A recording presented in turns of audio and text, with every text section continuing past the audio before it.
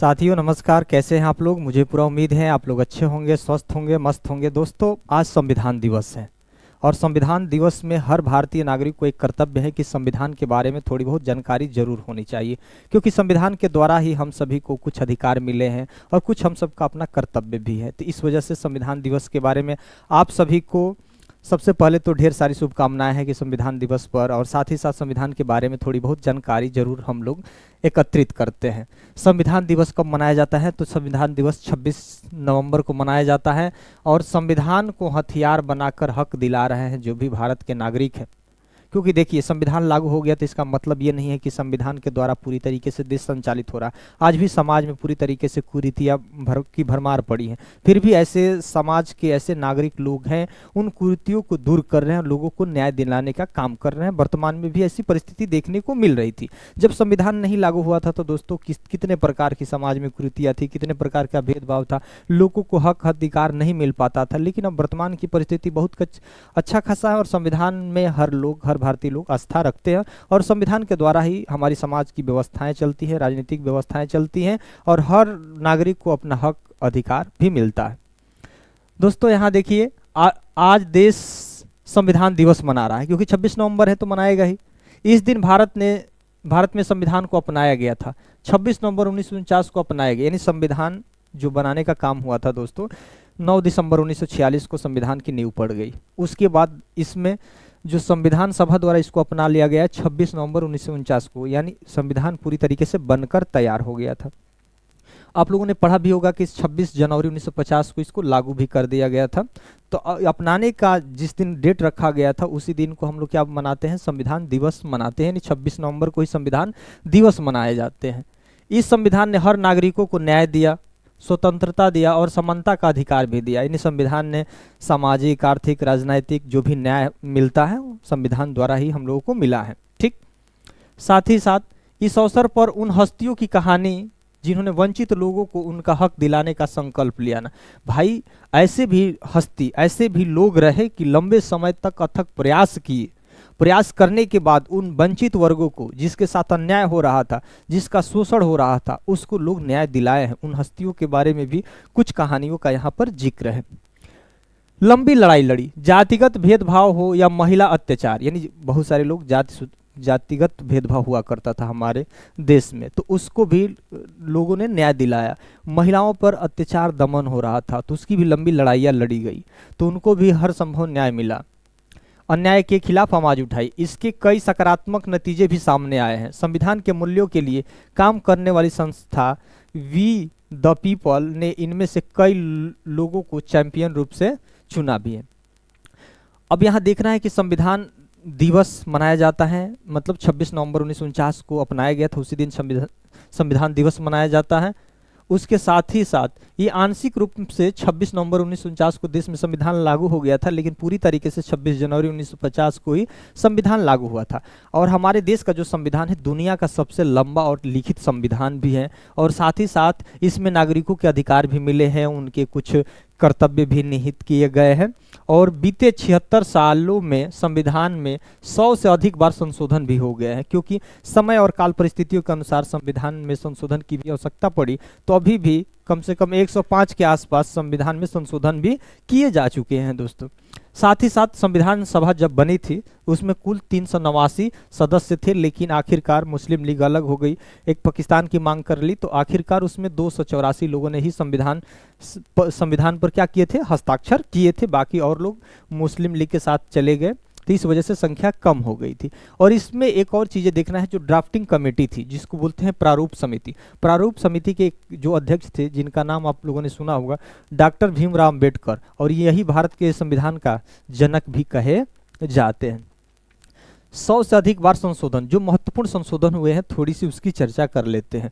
इसमें एक 44वां संविधान संशोधन हुआ था 1978 में। 44वां संविधान संशोधन संपत्ति के अधिकार को, यानी मौलिक अधिकार से संपत्ति के अधिकार को क्या कर दिया गया? हटा दिया गया, और इसको कौन सा अधिकार दिया गया? कानूनी अधिकार इसको बनाया गया। तो 44वें संविधान संशोधन 1978 में संपत्ति के अधिकार को क्या कर दिया गया? मौलिक अधिकार से हटा दिया गया। उसके बाद 1989 में एक संशोधन होता है 61वें संविधान, और इसमें क्या किया गया कि जो उस समय वोट देने की जो उम्र हुआ करती थी 21 वर्ष हुआ करती थी, तो 21 वर्ष से कम करके कितना कर दिया गया 18 वर्ष। यानी जैसे हम लोग अभी वोट देते हैं ना, तो पहले 21 वर्ष के होते थे तब वोट देते थे, लेकिन अब 61वें संविधान संशोधन 1989 में इस उम्र को क्या कर दिया गया, 3 साल घटा दिया गया और अब 18 वर्ष की उम्र में भी हम लोग वोट देते हैं। दूसरी बात, 1992 में 74वां संविधान संशोधन नगर पालिकाओं को संवैधानिक मान्यता मिली। आप लोगों ने देखा होगा कि 73वें संविधान संशोधन 74वें संविधान संशोधन के नाम के बारे में सुने होंगे। 73वें 74वें संविधान जो हुआ था वो पंचायती राज से संबंधित था, जिसमें एक नगर पालिका और एक पंचायत से संबंधित था। साथ ही साथ एक और महत्वपूर्ण संशोधन हुआ था 52वां संविधान संशोधन 1985 में, जो 1985 के आसपास का दौर था, बड़ा उथल पुथल का दौर था। गठबंधन की सरकारें हुआ करती थी, कोई भी सरकार अस्थिर होती थी, 1 साल में 2 साल में कई सत्ता बदल जाती थी, इसलिए क्या किया गया, एक कानून लाया गया 52वां संविधान संशोधन 1985। यह दल बदल विरोधी कानून को 10वीं अनुसूची में जोड़ा गया कि कोई भी अब आप दल बदल इस तरह से नहीं कर सकते। पहले क्या होता था, सिंबल पे किसी और का चुनाव लड़े, उसके बाद खरीद फरोख्त हो जाती थी और सत्ता गिर जाती थी। इस वजह से कहा गया कि नहीं भाई, अगर आप दल बदलेंगे तो आप पर कार्रवाई होगी। इस तरह के भी प्रावधान है, पार्टी आप पर कार्रवाई कर देगी। 1992 में 73वां संविधान संशोधन हुआ पंचायती राज संस्थाओं से, तो 1992 में 73वां 74वां संविधान हुआ। आप लोगों ने सुना होगा, एक पंचायती राज से और एक नगर पालिकाओं से, जो कि संवैधानिक दर्जा मिला। एक हुआ 86वां संविधान संशोधन 2002 में। इसमें क्या होगा भाई, यह शिक्षा का अधिकार है, जो कि 6 से 14 वर्ष के बच्चों को निःशुल्क और अनिवार्य शिक्षा देने की बात की गई थी। और लास्ट में एक और महत्वपूर्ण है, आप लोगों ने सुना होगा, 101वां संविधान संशोधन 2016 में हुआ। जीएसटी को लागू किया गया, यानी गुड सर्विसेज टैक्स को, जिसको बोलते हैं हिंदी में वस्तु एवं सेवा कर को बोलते हैं, ये लागू किया गया। लोगों को सशक्त करना हमारा काम है। भाई किसका काम है, हमारा काम है कि संविधान के मूल्यों पर काम करने वाले लोगों को मजबूत करना। हम इन लोगों को ट्रेनिंग और कार्यशालाएं देते हैं ताकि वे सीख सके अपने समाज की समस्याओं को संविधान के नियमों के अंदर रहकर कैसे हल किया जाए। हमें ऐसे ही प्रभावी लोगों को चुनना है जिससे हम चैंपियन कहते हैं। इन्हें हम अपने अपने क्षेत्र में संविधान के सिद्धांतों को अपनाकर बड़ा बदलाव लाया है। हम हर महीने इन चैंपियन से जुड़ते हैं और उनकी प्रेरक कहानियां सुनाते हैं और उन्हें आने वाली मुश्किलों का सहयोग करते हैं।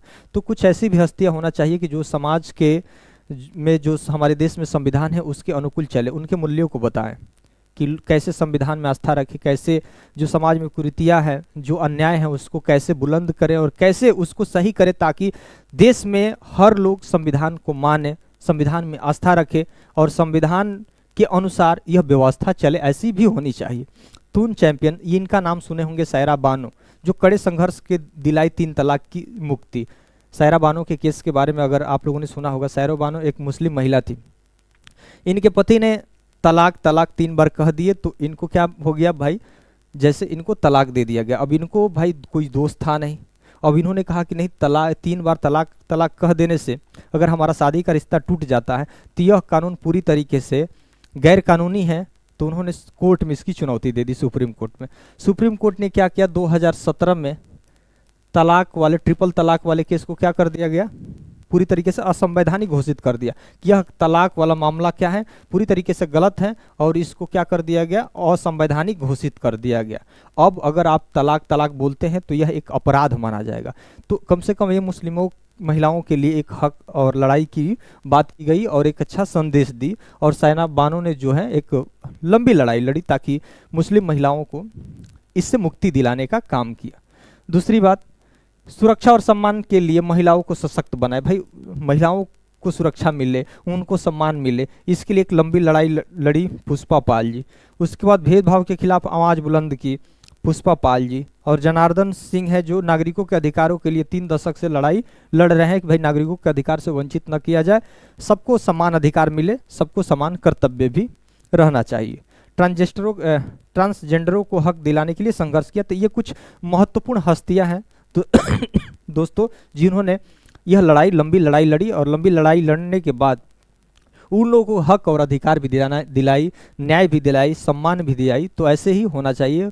भारतीय नागरिक होने के नाते संविधान में हम सबकी पूरी आस्था होनी चाहिए और संविधान के अनुकूल चलने चाहिए। संविधान के द्वारा ही हमें हक और अधिकार भी मिला है और संविधान का इज्जत करना हम सभी भारतीय नागरिकों का एक कर्तव्य भी है, क्योंकि संविधान द्वारा हमें अधिकार भी मिला है। तो दोस्तों अगर पहली बार इस चैनल पर विजिट कर रहे होंगे तो इस चैनल को ज़रूर आप सब्सक्राइब कर दीजिएगा।